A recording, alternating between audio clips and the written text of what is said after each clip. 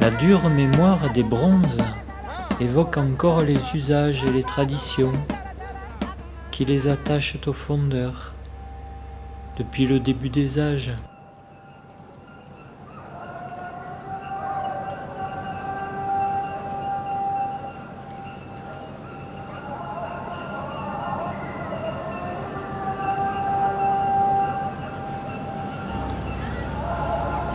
Les plus vieux bronzes de l'humanité viennent d'Égypte. Placés au cœur des pyramides, 3500 ans avant Jésus-Christ, ils accompagnent le pharaon dans sa sépulture.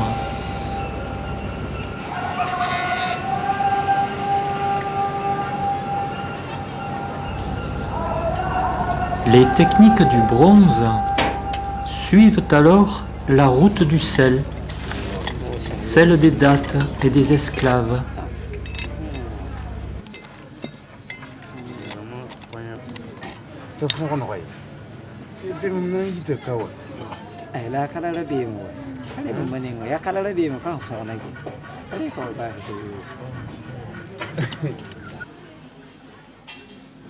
Au Xe siècle, au nord du Nigeria actuel, la civilisation d'Ifé connaissait le travail du bronze et, selon la tradition, au XIIIe siècle, un fondeur venu d'Ifé apprit aux artisans du Bénin le travail du bronze par le procédé de la cire perdue.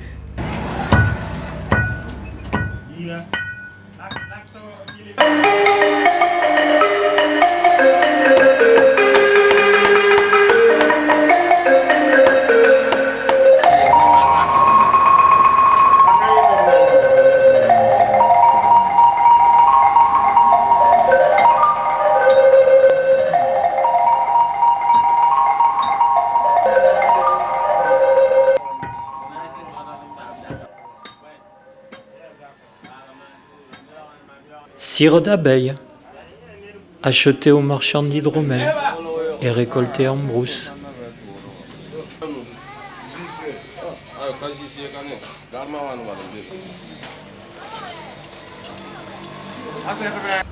Modelée sous les mains des fondeurs, figurines de cire.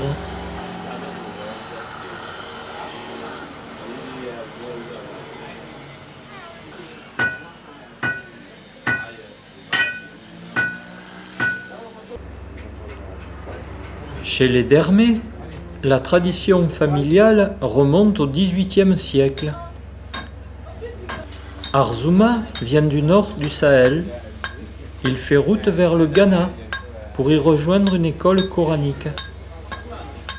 Le Moro Naba Roulgou le retient alors près de lui.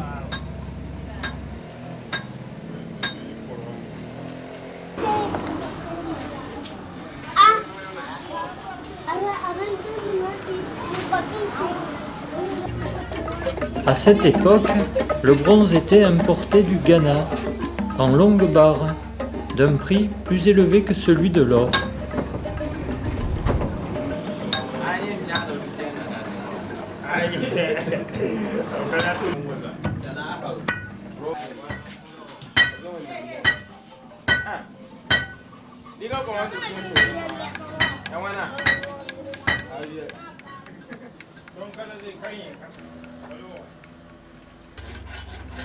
Enfermées dans un moule d'argile et de crottin, les figurines y impriment leur forme.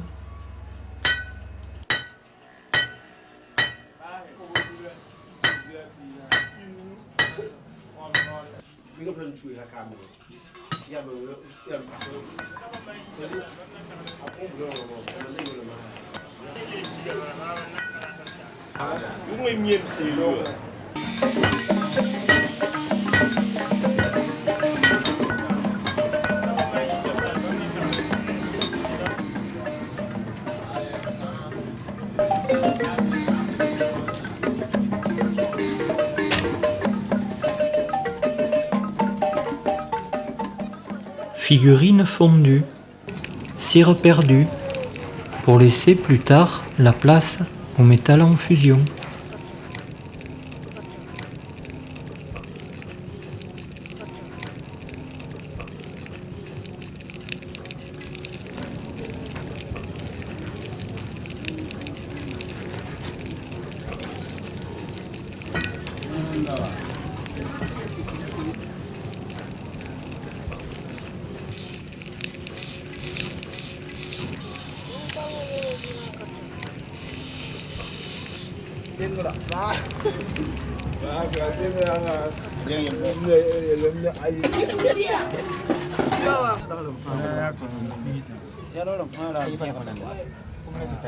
De nos jours, remplis de fils de cuivre, de robinets chromés, de vis de laiton et d'objets de zinc, d'étain, d'aluminium, issus de récupérations diverses, le creuset a pu être chargé en d'autres circonstances de vieilles pièces de monnaie ramenées de la Mecque et des débris d'anciens bracelets de bronze.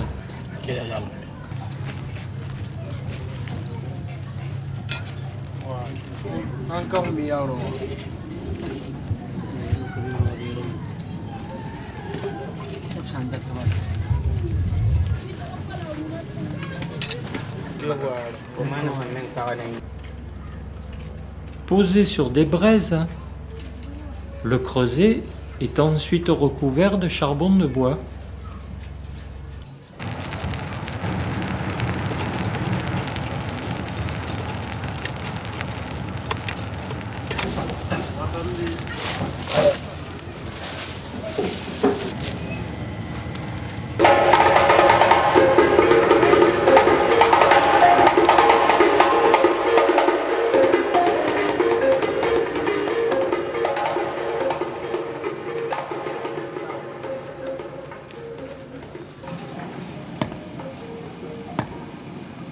Au choix des métaux additionnés est liée la couleur et la qualité de l'alliage. Ainsi, l'aluminium rend-il le cuivre plus résistant à la corrosion. Cependant, chaque fonte reste différente de la précédente. Il n'y a pas de recette.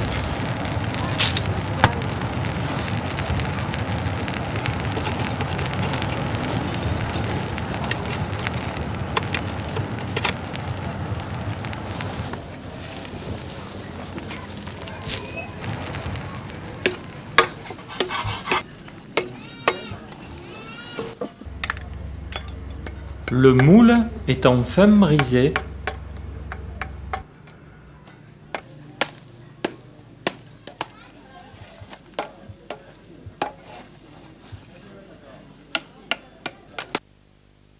Depuis la fondation de l'Empire Moussi au XIe siècle, un membre de la famille Touré est le bijoutier attitré du Moronaba.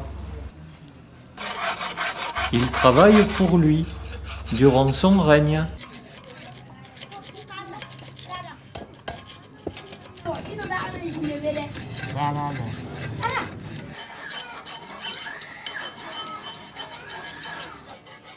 À sa mort, il est chargé de fondre une figurine de bronze à son effigie. Le défunt empereur est représenté ainsi à cheval, accompagné de 4 personnes.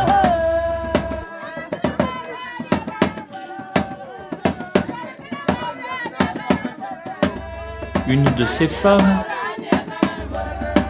un serviteur,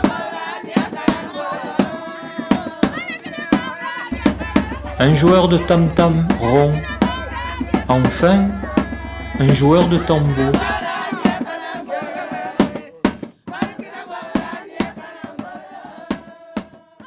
Personne ne peut les voir.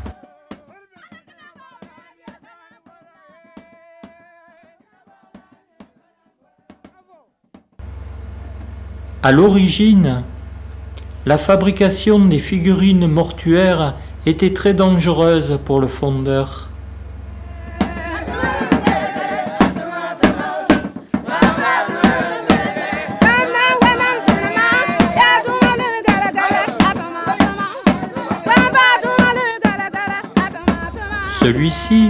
avait, en effet, vécu très près du Moronaba défunt, qu'il devait immortaliser dans le bronze.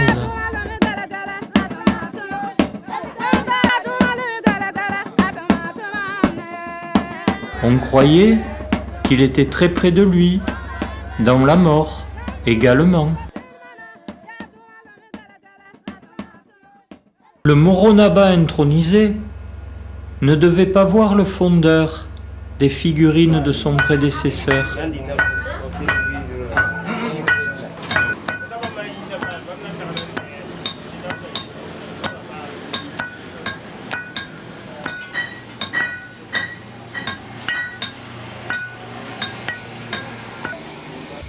Le fondeur se retirait pour les fabriquer.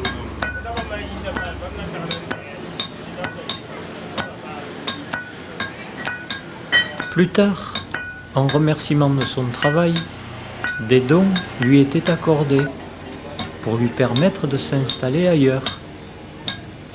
Il devait ensuite s'exiler et, en aucun cas, il ne remettait les pieds à Ouagadougou, de peur de rencontrer le chef suprême des Mossi.